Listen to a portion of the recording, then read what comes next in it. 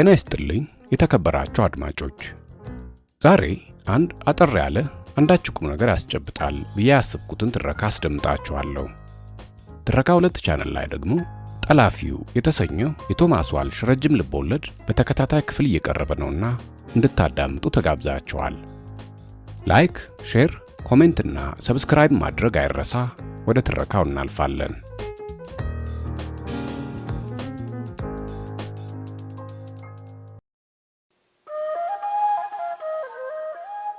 ምንድነው 666ቱ? ደራሲ ጌታቸው ተፈራ። በ1991 ዓመተ ምህረት ከታተመ መቅረዝ መዝብል የተገኘ።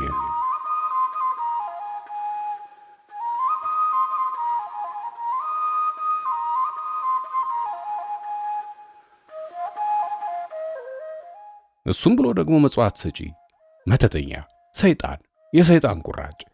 የሚገርመው እኮ ቅዱሳት መላእክታንን በሰይጣናዊ መጠቅለያ ለጥፎ ጧት ማታ የበግ አጎዛ ላይ ተንበርክኮ ማፌዙ ነው። ይህ የጥፋት መልእክተኛ የ666 ተከታይ ደግሞ እኮ ለሌሎች ሲመጸውት አያስተዋልም። የበግ ቆዳ ለለበሰ ብቻ ነው ልቡ የሚራራው። ያስነገረው በበግ ቁርበት ነው ይባላል። ሁሌ የቡና መጠጫ ቁርሱ ከአቶ ይመር ዓለሙ ጋር የተያዘ ዲስኩር ነው። በቡና የሚማቅ ቁርስ። ይህን ወሬ መጀመሪያ የበተነችው የአቶ ይመር የቤት ሰራተኛ ነበረች። አቶ ይመር የትልቅ ሆቴል ባለቤት ከመሆኑም በተጨማሪ በቴክኖሎጂው መስክም ብዙ የፈጠራ ስራዎች ያከናውናል። የአብያተ ክርስቲያናት ጉልላትን ለማሰራትም ሰዎች የሚጎርፉት ወደሱ ነው። ሰራተኞችን ቀጥሮ ያሰራል፣ ራሱም ይሰራል። ከድፍን የኮምቦልቻ ወጣት ጋር በነፃ በመስራት ወይም በመቅጠር እጁን ያላጣራ የለም። አቶ ይመር በሙያው ይኮራል። ይህም በራስ የመተማመን መንፈሱን አዳብሮለታል። ፊደል ባለመቁጠሩም አያፍርም። ፈገግታው በራሱ የሚተማመን ለመሆኑ ይመሰክራል። በደግነቱ ያልቀረበው የለም።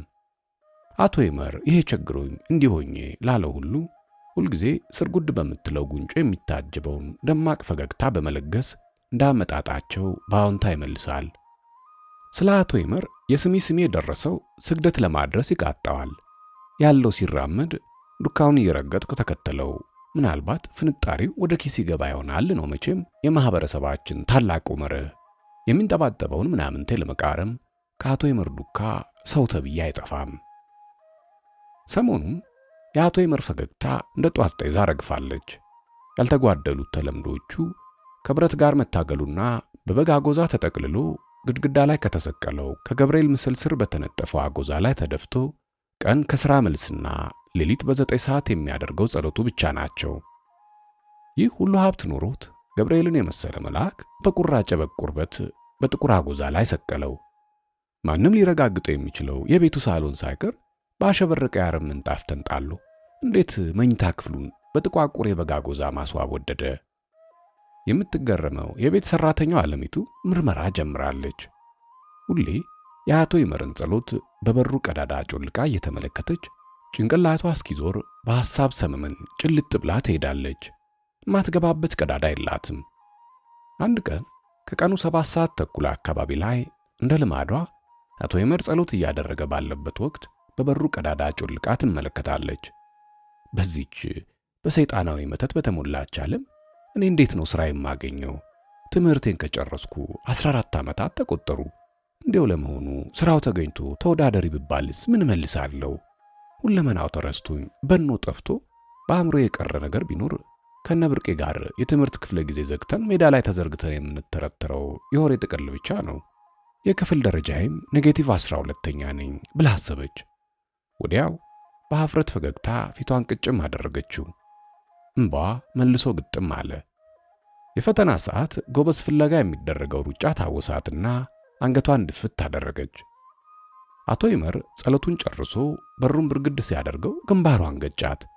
በድንጋጤ ተንቀጠቀጠች። አቶ ይመርም ክው ብሎ ምን ነው ዓለሚቱ ምን ነው አላት። የውስጧን ያወቀባት መስሏት ወለሉን እያየች አይ ቤት ሶለውል የኔሉ መስሎኝ ነው አለችው። አቶ ይመር ፈገግ ብሎና ትኩር ብሎ እያያት ይቅርታ ጎዳሁሽ ብሎ ትከሻዋን መታ አድርጓት እየተጣደፈ ከቤት ወጣ። በዚህ ጊዜ ዓለሚቱ ውስጧን መራር የሆነ ነገር ተሰማት። ወይዘሮ ሰራዊት ከውጪ እንደ አዳል በግላት ቀሚሷን እያወዛወዘች ሳይጋብዙት ዳንኪራ የሚጨፍረውን መቀመጫዋን እያስረገደች ሲባክን እንደዋለ የጋሪ ፈረስ ቁና ቁና እየተነፈሰች ገባች። ዓለሚቱ ምን ነካሽ? ያለ ሥራ ተገትረሽ ታስቢያለሽሳ? ኧረ ምንም አልሆንኩ። አንድ ነገር በጣም እየገረመኝ ነው እትዬ። ቤቱ ሁሉን በመሰለ ምንጣፍ ተሽቆጥቁጦ የጋሽ መኝታ ቤታችሁ እንዴት አጎዛ ይነጠፋል? ይባስ ብለው ገብርኤልንም የሰቀሉት ደበጋ አጎዛ ላይ ነው። እንደው ሁልጊዜ ግርም ይለኛል። እጋሽ ስል ነው የማፍረው። ቢሆንስ ካልጠፋው ቀለም ግድግዳው ላይ ጥቁር፣ ወለሉ ጥቋቁር። ኧረ እትዬ ደግ አልሰሩ። አንቺ ልጅ አልተማርኩም ትያለሽ እንጂ አእምሮሽ ክፍት ነው። ይሄ ከተማ ማደግ ባይማሩም ያስተምራል መሰል። እኔ እንኳ ቤተሰቦቼ ባያስተምሩኝም በልጅነት ተድሬ ባሌ አስመርሮኝ ጠፍቼ ከተማ መጥቼ ነው ሰው የሆንኩት።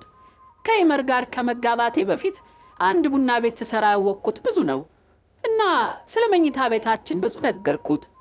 ገብርኤልን የሰቀለበትን አጎዛ ባወርድበትም ተበሳጭቶ መልሶን ተለጠለበት። በፍጹም አጋተኝ። እኔም ተውኩት። በዚህ በኩል አተምችብኝ፣ ልነግርሽ የማይቻለኝ ታሪክ አለ ከማለት በስተቀር ሌላ እንኳ ሊለኝ ፈቃደኛ አልነበረም። ዓለሚቱ ለመሆኑ መኝታ ቤት ለምን ሥራ ገብተሽ ነው? ድንገተኛ ጥያቄ በመሆኑ ዓለሚቱ ሌላ ነገር እንደሰራ ሰው ደነገጠች። አፏ እየተንተባተበ ኧረ እንዲያው ልጠራርግ ገብቼ ነው። አንገቷን አቀረቀረች። ለማወኑ እሱ መጥቶ ነበር?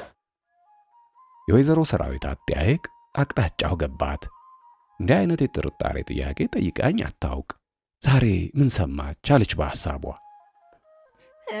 አዎ መጥተው ነበር፣ ጸሎት አድሰው ሄዱ አለች መሬት መሬት እያየች። ጸሎት ብላ ወይዘሮ ሰራዊት ወደ ጓዳ ገባች። ዓለሚቱ የበተነችው የወሬ ዘር ለኮምቦልቻ ሕዝብ ጆሮ መዳረስ ጀመረ። ሕዝበ አዳም በወሬ ሹክሹክታ ተፈቷል። የወይዘሮ ሰራዊትንም ጥርጣሬ በሁለት አቅጣጫ ከፋፍለዋለች ዓለሚቱ። አንዱ ወንድና ሴት በሚለው ጉዳይ ላይ ወይዘሮ ሰራዊት ተጠራጥራለች። ይመር ለገቡት ሰራተኞች ሁሉ እንደ ቤተ ዘመድ ይሁን እንጂ አመለካከቱ በዓለሚቱ ላይ የተለየ ሆኗል የሚል ጥርጣሬ አእምሮዋን መኮርኮር ከጀመረ ሰነባበተ። ይህንንም በማብሰልሰል ሁለመናዋ በተለይ መቀመጫዋ እንደ ጦሳ ተራራ እየተናደ መንሸራተት ይዟል። ባንዴ ሙልጭ ብሎ ዳንኪራ ረገጣው ጠፍቶታል። ቅድመ ታሪኳን የሚያውቁ ጎረቤቶቿም አይ ያ በሽታ እያሉ መጠቋቋሙን ተያይዘውታል። ቅናትስ ሌላዋ ምን አይደል አስወጥታ አታርፍም ይላሉ። የወይዘሮ ሰራዊትን ዓላማ ያላጤኑት። ሁለተኛው ጥርጣሬ የጥቋቁሩ አጎዛ ጉዳይ ነው። እትዬ የጋሽ እምነት አጠራጠረኝ። አጎዛ ለለበሰ የኔ ቢጤ እጃቸው በረጅሙ ይዘረጋል እየተባለ በመናፈሱ የአካባቢው ቦዘኔ እንኳን ሳይቀር አጎዛ እየለበሰ ይመላለስባቸዋል ላሉ። በዚህ ላይ ሕዝብ አዳም ይደቋቆምባቸዋል። ማሜቴ ብቻኑ ይምከሯቸው ካለቻት ቀን ጀምሮ ወይዘሮ ሰራዊት ፋታ ልታገኝ አልቻለችም። ልጅ መውለድ ባለመቻሏም ሌላው ራስ ምታት የሆናት ጉዳይ ነው። ፊቷ ከጊዜ ወደ ጊዜ የተነጫጨ ዶሮ መስሏል። በዚያ ላይ ዝናብ ያረገዘ ደመና ሆና ስትጠብቀው፣ ለነገሩማ በሥራ የዛገው አእምሮ ሰላም በማጣቱ ነጭናጫ አድርጎታል። የአቶ ይመርን እጅ የለመደው ሁሉ የፊቱን ሐምሌነት እያየ ይበረጋል። ወዳጅ ነኝ ባይ ሁሉ በጠላትነት ጎራ ተሰልፎ በዓይን ሽንቆጣ ጦር በሌባ ጣት ቅሰራ ጥይት ይጠብሰው ጀምሯል። ይመር ሥራውን እየከወነ ጸሎቱን ቢያደርስም ልቦና ውስጥ የሚሯሯጠው ደግሞ አንድ ነገር ሹክ እያለው ይባንናል። ዓለሚቱ ቤተሰቦቿ ወጣ ባሉ ቁጥር ጎረቤት እየጠራች በአቶ ይመር መኝታ ቤት ጥቋቁር አጎዛ መነጠፍ ጉድ ማስባሏን ተያይዘዋለች። ከቡፌው ላይ የተደረደሩትን ከሸክላ የተሰሩ የእንስሳትና የአራዊት ቅርጻ ቅርጾች ያየ ሁሉ በመገረም ያጨበጭባል። በስሚ ስሚ ወሬ የደረሰውም በዓይኑ ካየው የበለጠ አድማቂና አጨብጫቢ ሆኗል። ቀለም ቀመስ ኩባዩ ጉድ 666 ይላል። ቀለሟን ያልደፈረው ሰይጣን ጉድ 8ኛው ሺህ እስኪ ማንም ለሚረጋገጠው ክፍል ባህረ ምንጣፍ ተጀቡኖ መኝታ ቤቱ በጥቋቁር ቁርበት ይባስ ብሎ በሃይማኖታችን ያሾፍበት ጀመር። ገብርኤልን በጥቁር አጎዛ ይስቀለው። ቆይ እንሰራለታለን። አሁን አመጣጡን እናውቀዋለን። ቁምጣውን ወዲያና ወዲህ እያማታ አይደል አሮጌ ጥላ ያለሽ የረገበ አልጋ ያለሽ እያለ ሲንከራተት የሚውለው። አማርኛው ብትሰሙት ጆሮ ያደማል። ለነገሩማ አሁንስ መች ለቀቀው ይሄ ቡዳ። አቶ ይመር ከሥራ መልስ ድክም ብሎት እያለከለከ በጥድፊያ ገብቶ ከሶፋው ላይ ተዘረረና ዓለምዬ፣ ዓለሜቱ ተጣራ። አቤት ጋሼ። ፈገግ ብላ ከፊቱ ቆመች። ፈገግ አለ። ልጅ ፈጠን በይ፣ ውሃ አንዲት የመጨረሳት የቤተ ክርስቲያን ጉልላት አለች። ነገ ነው የሚወስዱት ቄሶች። ወዲህ ደግሞ ከአገሬ ከዋድላን የመጣ ነው ብለውኛል። ላፋጥንላቸው። ይመር እጁን እየታጠበ ሰራዊት የት ሄደች አለ ለመጠየቅ ያክል። ወጣሉ። ኧረ ጋሼ ይህን አጎዛ ያውቱና ወዲያ ይጣሩ። አንቱን የመሰለ ሰው ምን እንዳሏቸው አላውቅም፣ ይነጫነጫሉ። ይኸው ሰማሽ ዓለሜ፣ እኔ ላነጠፍኩት እሷን ምን ነካት? ከምኑ አደረሰ? ይኸውልሽ በልጅነቴ ከአገሬ ስወጣ አራዳ የኒህን አሮጌ ጥላ ብረታ ብረት የሚቀጠቅጡት እንኳን በአማርኛ ባነጋገሬ እንዳላገጡብኝ አንዷንም ሳልቆጥር ዛሬማ ብሶብኛል። ይኸው እኔ መልሼ ሥራ ቀጥራቸው ገባሁ። ስለዚህ በአነጋገሬና በእነዚህ አጎዛዎች የፈለገው ቢመጣ ወይ ንቅንቅ ብሎ ፊቷን በርጥብ እጁ መታ አደረጋት። ፈገግ አለች። ውሃውን ይዛ ስትሄድ ከኋላዋ ትክ ብሎ ቡዝዝ ባሉ አይኖቹ ሲከተላት ዞር አለች። ተገጣጠሙ። ፈገግ አለ። እሷም ፈገግ አለችና አቀርቅራ ወደ ጓዳ ሄደች። አቶ ይመርም ወደ መኝታ ቤቱ ገባ። ብዙም ሳይቆይ የአቶ ይመር ቤት በኃይል ተቆረቆረ። ማን ነው እያለች አሎሚቱ ወጣች። የቤቱ ግቢ በፖሊስ ተወሯል። አቶ ይመርስ ሲል በጠጠረ ድምፅ የመቶ አለቅነት ማዕረግ ያለው ፖሊስ ይጠይቃል። ይግቡና ቀስ ብለው ይመለከቱት፣ ስራውን ያዩታል እዛ ከጓዳ አለች። አስገባቻቸው። እንደ አዳኝ በዝግታ እያደቡ መኝታ ቤቱ በር ደረሱ። መቶ አለቃው በቀዳዳው አጮልቆ አይኑ በቀጥታ አቶ ይመር ላይ አረፈ። አቶ ይመር በግንባሩ ከጥቁሩ አጎዛ ላይ ተደፍቶ ይጸልያል። ቀና እያለ የገብርኤልን ምስል ያይና እንደገና ድፍት ይላል። መቶ አለቃው ለአጃቢዎቹ በእጅ ምልክት አሳያቸው። መሳሪያቸውን እንደወደሩ ጠጋ ጠጋ አሉ። መቶ አለቃው አንኳኳና መልስ ሳይጠብቅ ገባ። አቶ ይመር ተነስ፣ ትፈልጋለህ? ጮክ ብሎ አባነነው። አቶ ይመር ከተንበረከከበት በድንጋጤ ቀና ሲል መቶ አለቃው የደቀነበትን ሽጉጥ አየ። ምንድን ነው? አንደበቱ ተያያዘ። ቀጥል፣ ካላወቅ በኋላ ታውቃለህ። የወሬውን ጭራ ይዞ ሲያመነዥክ የከረመው የሰፈሩ ሰው ገሚሱ በሚያስገርም ፈገግታ፣ ገሚሱ በድል አድራጊነትና በኩራት ይመርን እንደማያውቁት ሁሉ ወዲያ ወዲህ እያሰገጉ ለማየት ይጋፋሉ። ፖሊሶቹ መንገዱን በስንት መከራ ካስለቀቁ በኋላ አጅበው ላንድሮበር መኪና ውስጥ አስገቡትና ከነፉ። የእሳት ፍም እንዳረፈበት የዘመሚት ሰራዊት ሕዝብ አዳም በየአቅጣጫው ብትንትን አለ። በቡድን እየሆነ የመሰለው የሳለውንና የሰማውን ከፊሉ ይገሉታል በማለት ይተነብያል። ግማሹ የ666 ተከታይ ደግሞ እሱም ብሎ የቤተ ክርስቲያን ጉልላት ሰሪ በዚህ ሰይጣን እጁ እየሰራው አይደል ታቦቱን እርኩሳት መዝረፉን የተያያዙት በማለት ይተቻል። ግማሹ በዚህ በሰይጣናዊ ኃይል ነው እኮ እንዲህ በአጭር ጊዜ የናጠጣ ሀብታም የሆነው የሰው ደም ይገብራል ይባላል እያለ ያሉሻሉሽ ወሬውን ይጠርቃል። ገሚሱም እኛ ሰው ብለን ልንገባበት ነበር፣ እንደው ሰፈሩ ነገ ዛሬ ሲል ሄዶ ሹክ ያላቸው ማን ይሆን? አፉ የማይቋጥር ቀዳዳ ነው እያለ ይጮሃል። ሌላው በበኩሉ መኝታ ቤቱን ብታዩት እኮ በልዩ የሚያስፈራ የተለየ አውሬ ቆዳ ነው አሉ የተነጠፈው። ደግሞ እኮ ገብርኤልን አስመስሎ በጥቁር አጎዛ ግድግዳው ላይ ያንጠለጠለው የዚህ የአዲሱ ሃይማኖታቸው አለቃ ደም የሚጠጣ አረመኔ ነው። ሁሉም አእምሮ የቻለውን እየቀረጸ ተሰብስቦ ሲያወራ ከቆየ በኋላ እንደ አረፋ ክምችት ቀስ በቀስ በነነ። የይመር መታሰር ብዙ አዲስ ስሜት ያልፈጠረባት ባለቤቱ በፍርዱ ውጤት ምንነት የጓጓችውን ሰራተኛ ጨምሮ ነገሩን እንደመሰለው ሲያብላላ የሰነበተው የሰፈሩና ወሬው የደረሰው የከተማው ሕዝብ በፍርድ ቤቱ አዳራሽ ተኮልኩሎ የይመርን መምጣት ይጠባበቃል። ሃይማኖቴ ተደፈረብኝ ባይ ሁሉ የፍርዱን ሂደትና የይመርን ቃል ለመስማት ቋምጧል።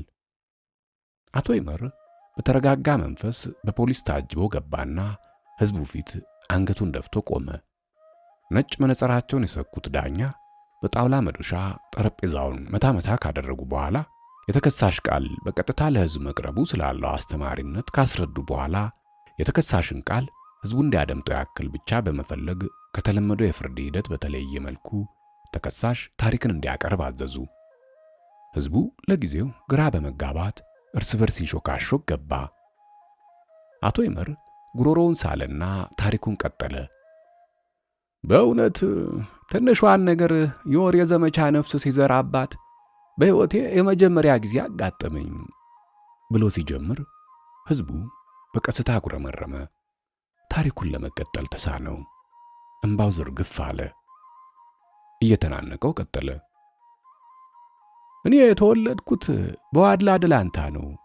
ልጅ ሆኜ እስከ 18 ዓመቴ ከብት እየጠበቅኩ እንደ ማንኛውም ኢትዮጵያዊ ገጠር አድጌያለሁ። እየተረጋጋ መጣ እና ገጠር ጓደኞቼ ጋር ከብት እየጠበቅን በጨዋታ መልክ ብዙ ነገሮችን አስብ ነበር። በአካባቢው በሚገኘው ነገር ሁሉ አዳዲስ ነገር እየሰራሁኝ፣ በተለይ የሳር ጥላ እየሰራሁኝ ለልጃገረዶች አድል ነበር። የአካባቢያችንን ብርድ የሚከላከልልን ልብስ ታውቁታላችሁ ብሎ ፈገግ አለ። ሕዝበ አዳም አንዳንዴ በአማርኛ ቋንቋ አጠቃቀሙ ለመሳቅ ከመቃጣት በቀር ትንፋሹን ውጧል። እና ልብሳችን የበቆዲያ ነው። ንግግሩ ጠንከር እያለ መጣ። አንድ ቀን የቄስ ምህረቱ ልጅ የሚባል ተከተማ ተምሮ የመጣ ነው ተብሎ የአካባቢያችን ሰው ጠላውን፣ ዶሮውን፣ ዳቦውን እየያዘ ሲሄዱ ልጆቹም ከብቶቻችን እየጣልን በጉጉት ሄድን።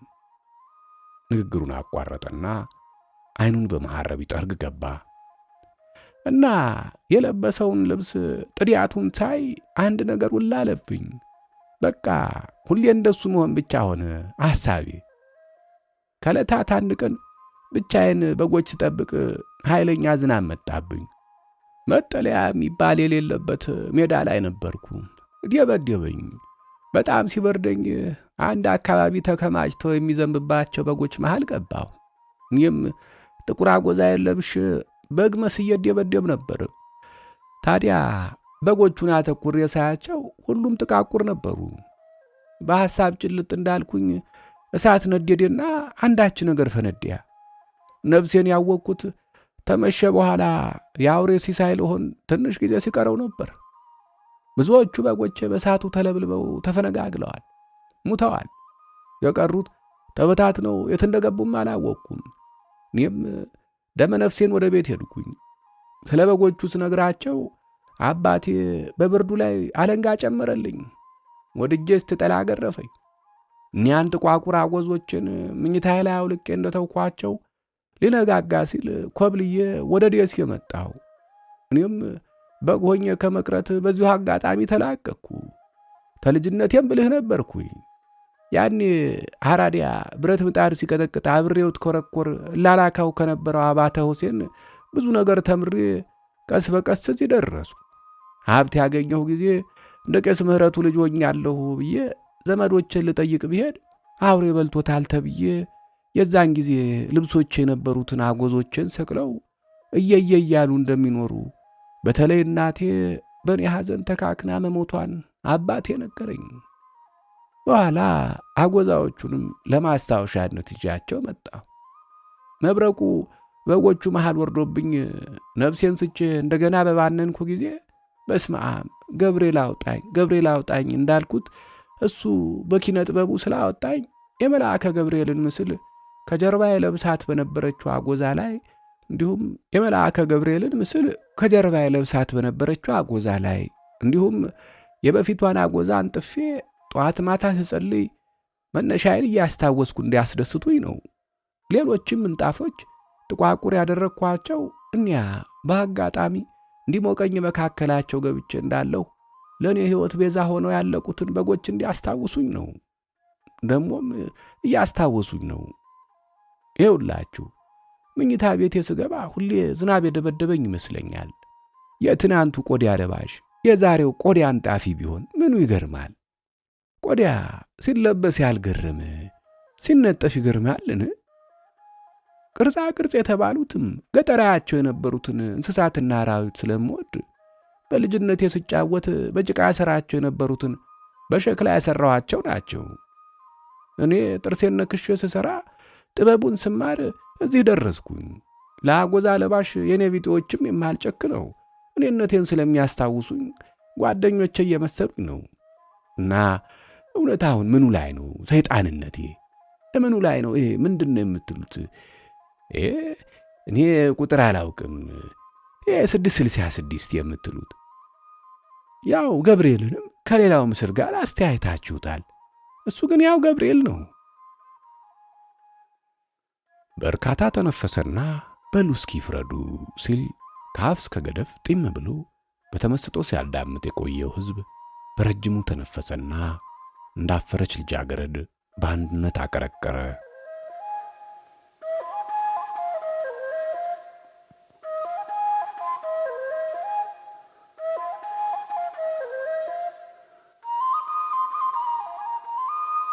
አዘጋጅቼ ያቀረብኩላችሁ አድማስ ነበርኩ።